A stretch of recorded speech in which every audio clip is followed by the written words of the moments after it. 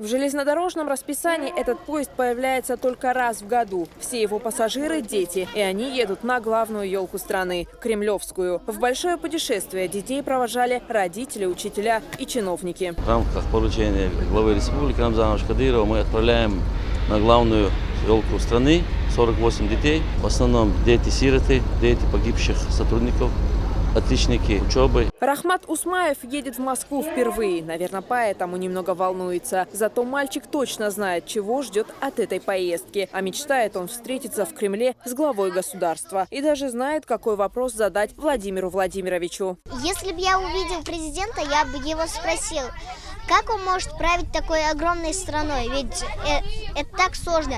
Депутатика, политика, министерства всякие. Вот у нас в Грозном много министерств.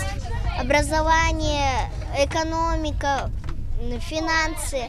А сколько в других городах? Побывать на новогоднем шоу, получить подарки из рук Деда Мороза и поводить хоровод вокруг главной елки страны. К предстоящему торжеству дети подготовились основательно. В пути ребята зря времени не теряют. Мальчишки и девчонки поют и читают стихи, которые подготовили к кремлевскому торжеству. Специально для новогоднего карнавала всем ребятам были пошиты костюмы. Проект «Кремлевская елка».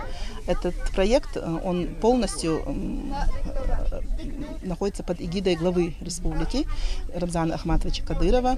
Все и оплата, и проживание, и экскурсии, и проезд. Все за счет правительства Чеченской Республики под патронажем, если так сказать можно, Рамзана Ахматовича Кадырова. За безопасностью детей в путешествии будут отвечать 14 педагогов, врачи и полицейские. Уже 26 декабря ребята прибудут в Москву. Там их ожидает не только концерт в Кремлевском дворце, но и множество экскурсий по столице. Земфира Лулаева, Хаважа Мунаев, Луиза Юнусова. Новости.